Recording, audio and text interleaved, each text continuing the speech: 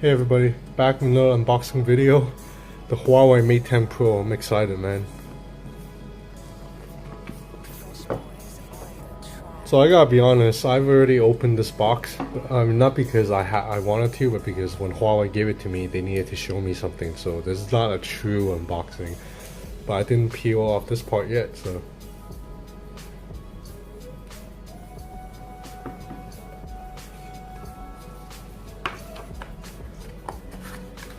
So let's see what's in here. Okay, you have a SIM ejector too, and I believe this is a case. Okay, a bit disappointed because this case, it's a cheap plastic kind. Last year when I purchased the Mate 9 Pro, I got a hard shell case, like an actual pretty sturdy case that I would use. This cheap plastic case, no. These are the cases that you can buy in Shenzhen for like 6 RMB. A little bit of a disappointment right here.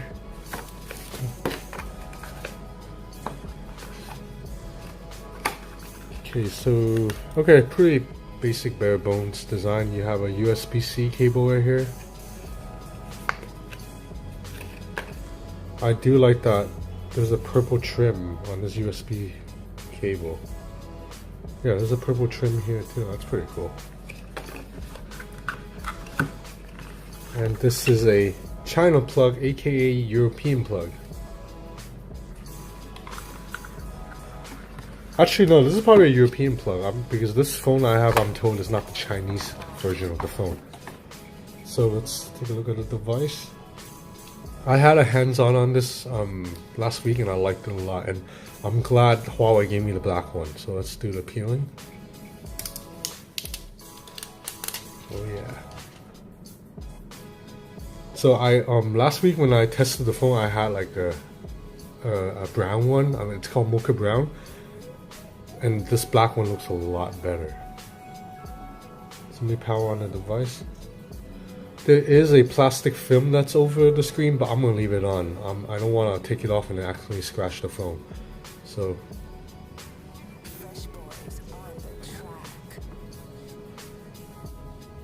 Okay, I'm back.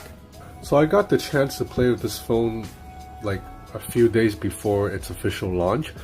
But that was quite stressful because Huawei has so many rules. Huawei told me I couldn't bring the phone outside, I couldn't really show anybody. So that hands-on was quite limited. I was stuck inside the house. Like everything I did had to be inside the house or inside the building. So finally, I have a full review unit on me that I can actually take out onto the street. So my early impressions from the phone remains the same.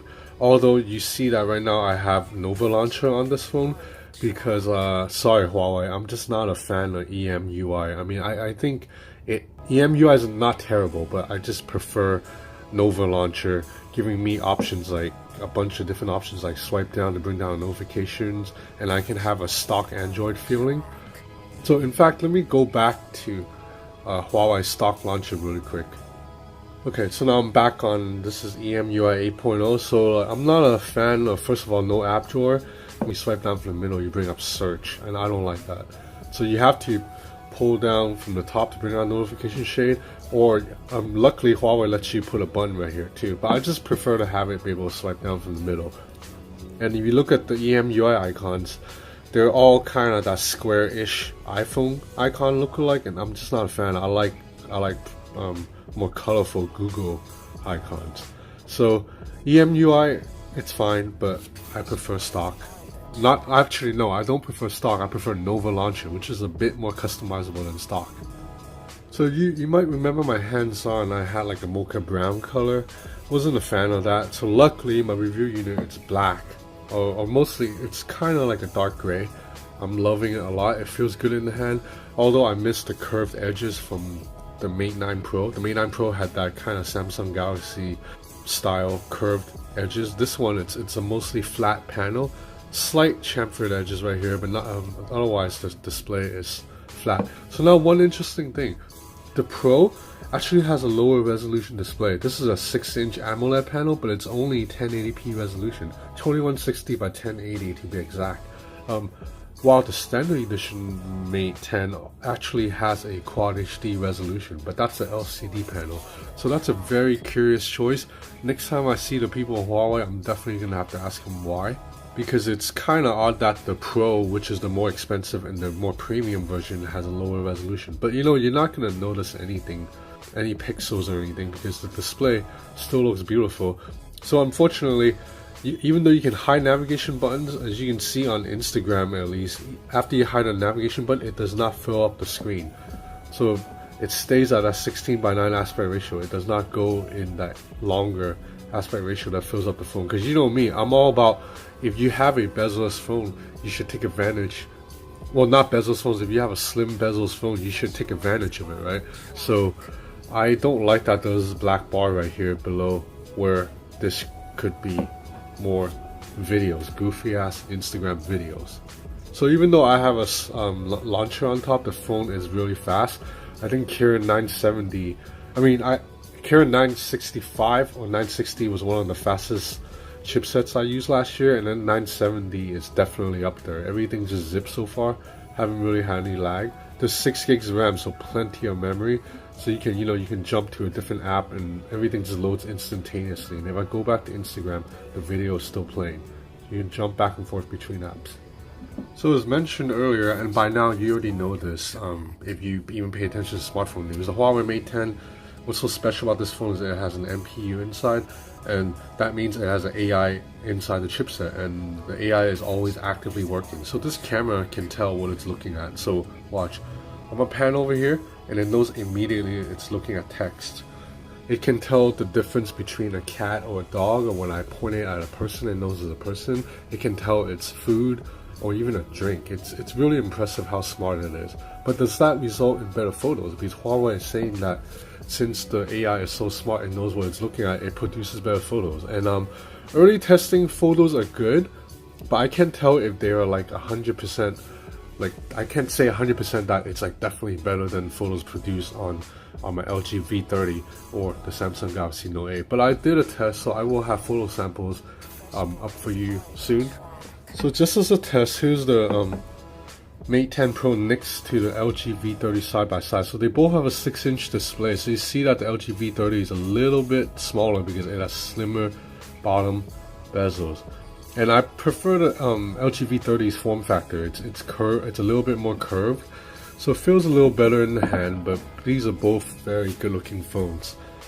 So one of the things I really like about Huawei phones, and Xiaomi lets you do the same thing, is that you can go to a second space into your phone. What it does is Huawei and Xiaomi partition part of the storage into a separate hard drive. So then that means you can unlock. You can go into a different part of the phone. I'm not going to show you the pin. So now you can go into a different part of the phone. It takes a little bit while to load because it's loading a completely new hard drive. So now you see I am on another part of the phone. And this phone, all the apps are independent. So I can have a separate Facebook account from what's on my main phone, or a Instagram account. And then that's important because and everything in this part of the phone cannot be searched by the main phone. So this is important because a lot of people carry 2 phones.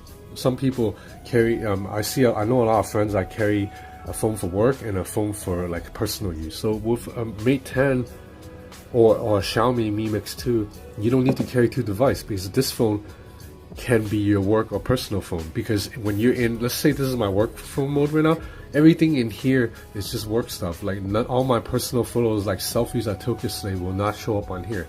And then when I switch back to the main mode, so now I'm gonna switch back. It's probably gonna take like, yeah. So now I'm switching back. Now when I switch back to the main phone, all the stuff on my work phone won't show up here. So that's the legit way to use this. There's also obviously a shady way to use it. If you're a dude, you know what I'm talking about. So you need to save your porn or save your pictures of girls. You have to hide it from your girlfriend or your wife. Then you can store it on your other part of your phone. Because if you're in a relationship, you know what I'm talking about. Your girl is going to go through your phone. So if you can store your photos and videos on the other part of the phone, then they can look through here and they won't find anything. So otherwise, EMUI 8.0 has a couple of features that I like. I like that there's a one-hand mode that's very easily to activate, not like the LG V30 version, which is kind of tough. And there's actually surprisingly a lot of gestures for a Huawei phone. So you can do the knuckle. Actually, let me just find it. Smart Assistance. So when you go into Smart Assistance, you see that there's motion control. So you stuff like flip the phone to mute, and you can bring it up to your ear and all that. And then also you can do systems navigation. You can bring up a navigation dock, which is that little floatable button that everybody does nowadays. But there's also, so right here, you see that you can draw a letter to open an application, but it doesn't work like on Meizu phones or OnePlus where you draw a letter on the phone when it's sleeping. This one you draw on the phone when it's actually on, but you have to draw your knuckle. I'm not a fan of this, but some people might like it, so it's cool that it's here. So going back into the camera mode, you swipe from here, you see you have all these different modes, and as a matter of fact, some of them are kind of pointless. Like, you don't really need watermark, and filter just brings up a bunch of different filters that I don't think you needed like a whole menu dedicated to it. You could have just have a filter button on the corner. But some of the stuff are very useful. Light painting is very useful. It can take some very cool shots with the light trail, kind of like slow ISO. I mean slow shutter speed. And then also night shot. It's badass. Night shot. What it does is you basically have to use a tripod for night shot. The phone will be able to take maybe 20 seconds to capture a bunch of lighting and then produce a photo that's way brighter than in real life. It's a little bit artificial, but it works really well. So look at the final result. I mean, it took like 20 seconds, but this shot, it's much brighter than how it is in real life. Anyway, without further ado, here are some photo samples taken with the Mate 10 Pro against the Note 8 and the LG V30. So you notice those two pictures you just saw of the Hong Kong skyline, the Mate 10 Pro picture looked a lot better than the Note 8. But you know, otherwise the three cameras are pretty even. I think LG's colors are a little bit muted, while the Note 8 is a little bit too punchy. The Mate 10 Pro might be a happy medium.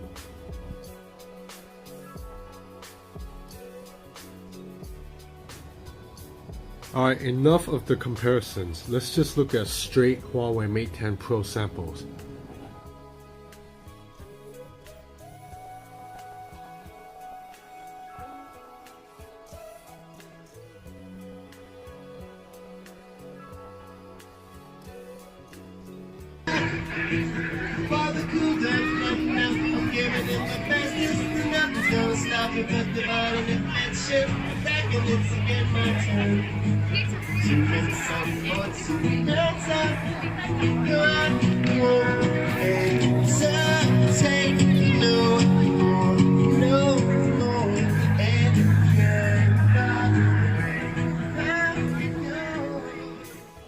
So that's it for another quick hands-on. I will have a full review later on, but the Mate 10 Pro is looking very impressive. This and the LG V30 are probably my two favorite phones right now.